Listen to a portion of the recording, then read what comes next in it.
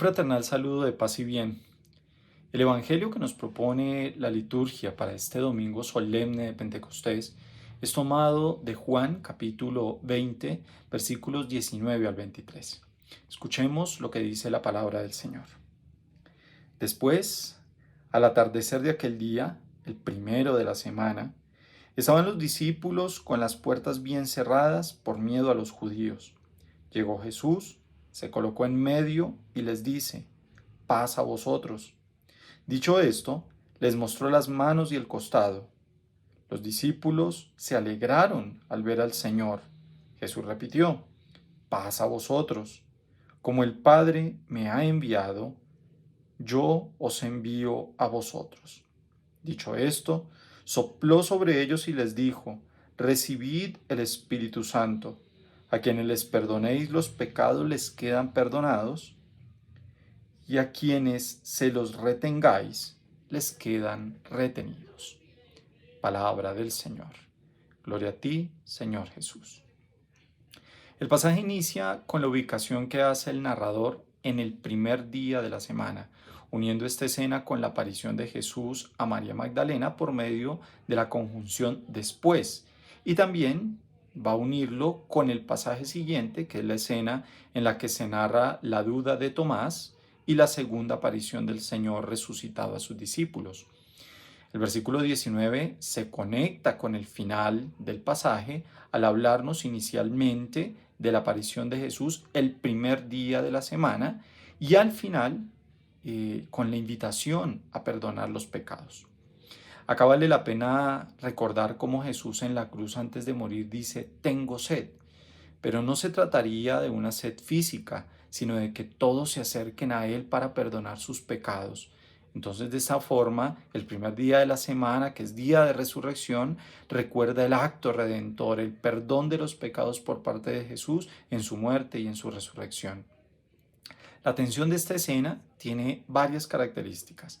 Primero se evoca la permanencia en un lugar, seguramente se trataría de una casa donde estaban recurrentemente, según se puede deducir del verbo esan, el verbo ser o estar en imperfecto, que se traduciría como estaban recurrentemente en la casa. Un espacio en el que se compartía y se celebraba la fe. También nos dice el texto que las puertas habían sido cerradas de forma total. Esto se puede deducir también por el participio perfecto que kleismenon, y pues esta permanencia con estas puertas cerradas se está dando a causa del temor que tienen los discípulos. Tanto la puerta completamente cerrada como el miedo pueden evocar en este pasaje una especie de encarcelamiento, de pérdida de la libertad en la que además se pierde la oportunidad de vivir la libertad que da el Espíritu que dona Jesús desde la cruz. Valga aquí también que aclaremos que Juan pone la venida del Espíritu Santo no 50 días después de la subida de Jesús al cielo, sino en la cruz. Recordaremos cuando Jesús, dice el evangelista, que inclina su cabeza y entrega el Espíritu.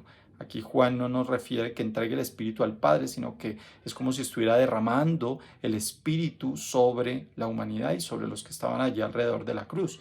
Y pues en nuestro pasaje de hoy se va a reiterar esta venida del Espíritu en esta primera aparición a sus discípulos. También el narrador agudiza el temor de los seguidores de Jesús por medio de la aparición suya en medio de ellos, diciéndoles que les trae paz. Nosotros podríamos pensar que este gesto de entregar la paz puede significar una superación inmediata del miedo, pero no es así, ya que, como pasó con María Magdalena, su nueva condición de resucitado lo hacía irreconocible por cuanto ha sido transformado, además de ya no estar limitado por el espacio, como se puede ver en la aparición en medio de ellos, a pesar de que las puertas se encontraban completamente cerradas.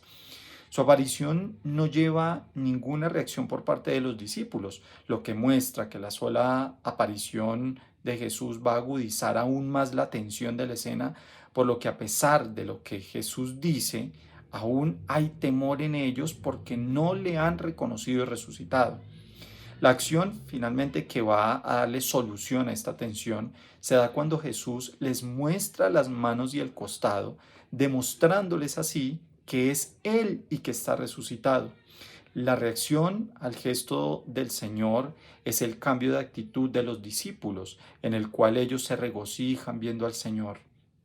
Este gozo del que disfrutan los discípulos es fruto del reconocimiento de la resurrección del Señor, una alegría que se debe vivir en la celebración del Día del Señor, por cuanto, según se había preanunciado ya en las bodas de Caná al inicio del Evangelio, en la consumación de la boda del esposo Jesús con la humanidad en la cruz, se vive la alegría perfecta, la del fin de los tiempos, esa alegría escatológica.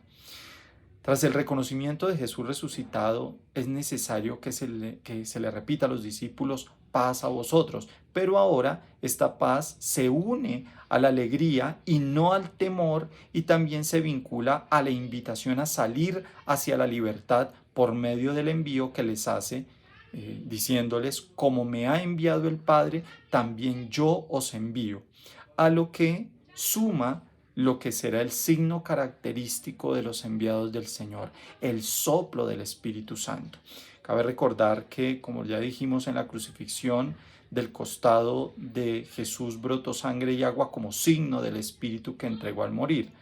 Acá está repitiéndose la donación del Espíritu, por lo que se puede afirmar que en Juan lo que tradicionalmente conocemos como Pentecostés va a acontecer en la cruz y luego en su primera aparición resucitado, por medio del cual se realiza y consolida la unión con el ministerio que Jesús llevó adelante, el cual es recordado en la parte final del texto, en el versículo 23, al decirles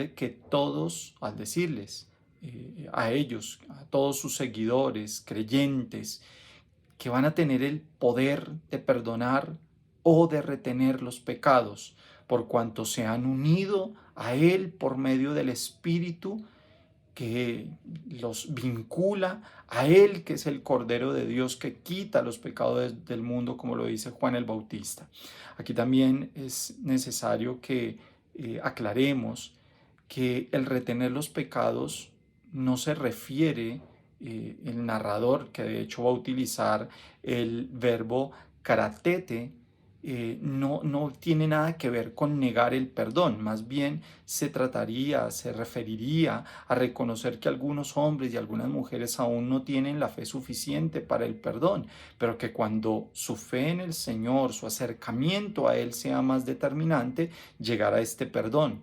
Porque, como dijo Jesús, Él no vino a condenar, Él vino a salvar, y sus seguidores se convertirán en replicadores de esta misma misión al tener el mismo espíritu del Padre que posee Jesús.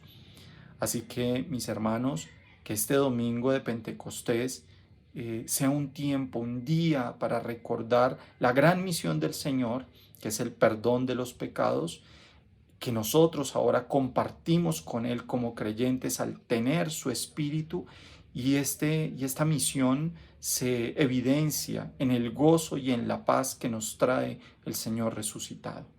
Que el Señor nos bendiga y nos conceda a todos un muy feliz domingo lleno de su Santo Espíritu.